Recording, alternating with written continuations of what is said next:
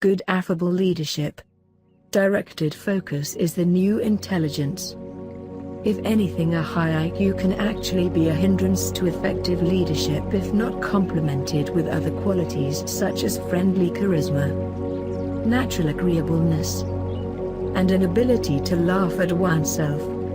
Intelligence and an agreeable personality go hand in hand to produce great leadership skills.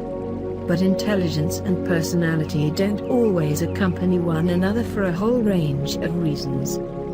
It has been found widely in the corporate world that a marginally higher IQ can naturally be a huge benefit in leadership.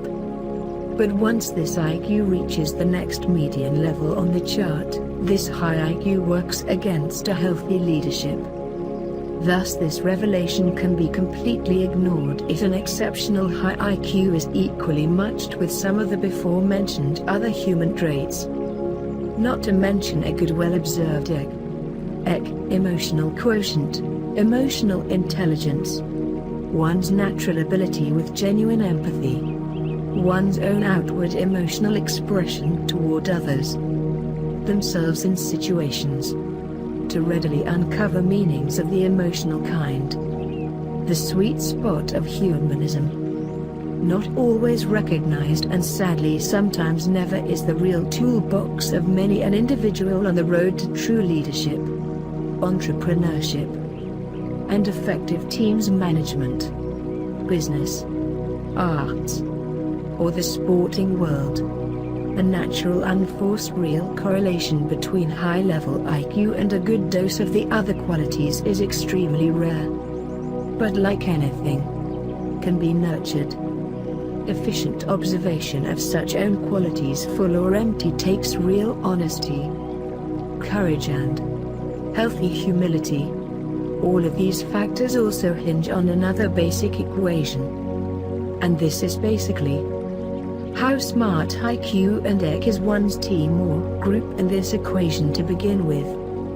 Thus recognizing the multitude of variances in others' abilities is crucial, and at the same time coming across with similar relatable intellect. In doing so we read the ongoing energy fluctuations around us, while at the same time we don't alienate.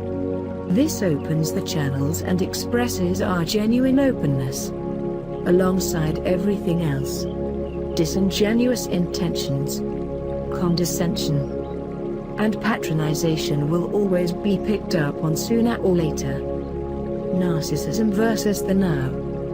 We avoid the all too easy traps of these last few and narcissism, while practicing genuine objectivity in the now.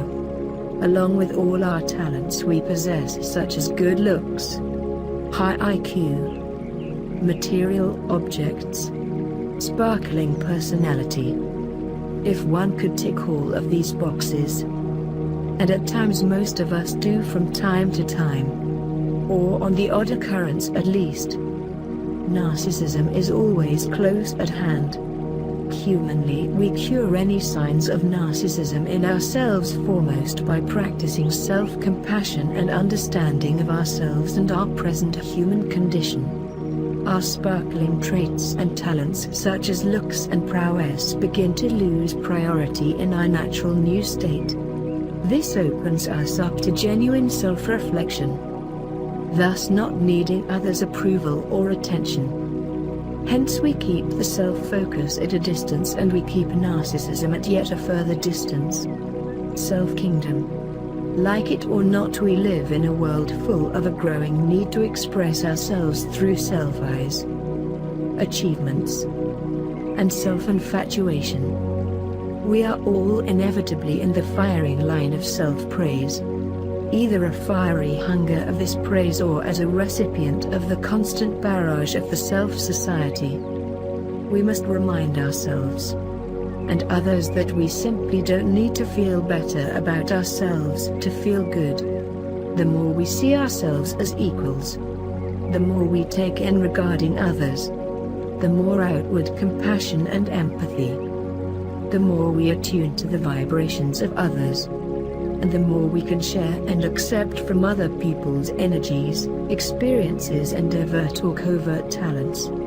Identity and belonging in other people's worlds is the true leadership that is overall more identifiable. And we encourage further and deeper connection the more we genuinely relate. Focus is leadership. Abilities that usually orbit true achievement.